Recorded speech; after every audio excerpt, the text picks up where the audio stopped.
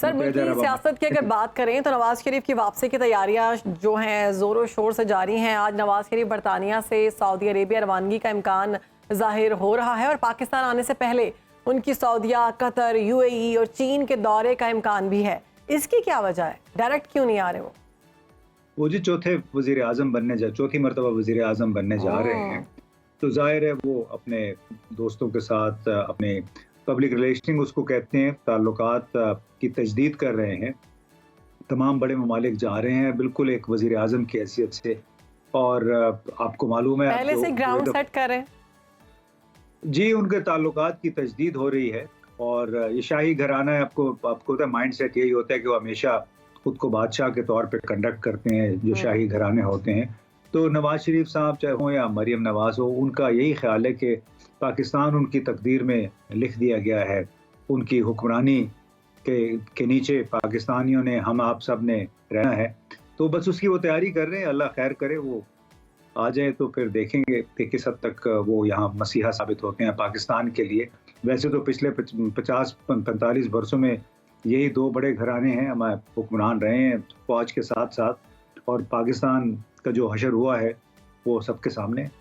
इम्तियाज़ गुल साहब, आपने बोला कि चौथे वज़ीर आज़म बनने जा रहे हैं नवाज शरीफ, तो सर ये आपका पॉलिटिकल एनालिसिस था या ये आप खबर दे रहे हैं? क्योंकि अगर वो बनने जा रहे हैं तो फिर ये भी इतलात हैं कि ताकतवर हलकों में शहबाज शरीफ बतौर वज़ीर आज़म ज़्यादा एक्सेप्टेबल है। ये हमें नहीं मालूम। देखें जी, तो जिसने स्क्रिप्ट लिखा हुआ है ये उन्हीं को मालूम होगा, और अगर वो ऐसी बाहर आ जाए तो फिर तो हम आप हर बंदा उसको टीवी पे और सोशल मीडिया पे डिस्कस कर रहा होगा। कोई एक मंसूबा है, उस पर बतदरीज अमल हो रहा है, और उस मंसूबे में इन सबको सऊदी अरब की, अमेरिका की आशीर्वाद भी हासिल है। और बस कहते हैं आगे देखिए होता है क्या, लेकिन बज़ाहिर आसार यही हैं कि नवाज शरीफ आएंगे, चौथी मरतबा वज़ीर आज़म बनेंगे। अब मालूम नहीं कि अभी क्या मजीद। सर, जैसे कि आपने कहा कि ये कहा जा रहा है कि चौथी मरतबा वज़ीर आज़म बनेंगे, तो पीपल्स पार्टी को खदशा है कि जनवरी में इलेक्शन नहीं होंगे, और उन्होंने धमकी दी है कि अगर इलेक्शन नहीं हुए तो हम सड़कों पर निकलेंगे। क्या समझते हैं आप, पीपल्स पार्टी इलेक्शन में इल्तिवा का खदशा क्यों जाहिर कर रही है? वो इसलिए कि जिस बरकरफ्तारी के साथ बिलावल जरदारी ने अपने दौरे किए, कोई 80-85 दौरे थे जरूरी ममालिक के, उनका ख्याल था कि अगला वजीर जो है वो पीपल्स पार्टी से होगा और वो खुद ही वजीर आज़म होंगे, तो उन्हें मायूसी हुई है।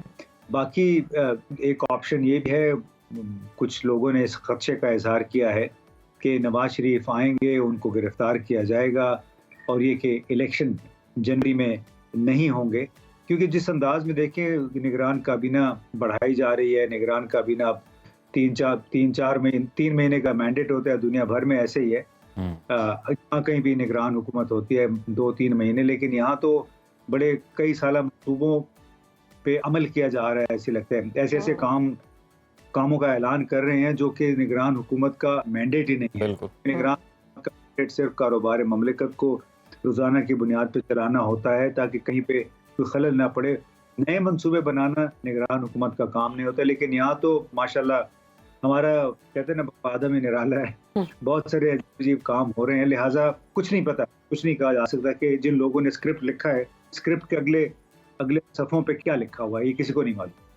वैसे इम्तियाज़ गुल साहब, जैसे आप भी कह रहे हैं कि लग नहीं रहा है मौजूदा सूरत हाल को देख कर के इंतखाबात अपने वक्त पर हों, मौलाना फजलुर रहमान भी ऐसी को बात करते हैं, और वो तो कहते हैं कि पहले मईशत ठीक की जाए, उसके बाद इंतखाबात होने चाहिए।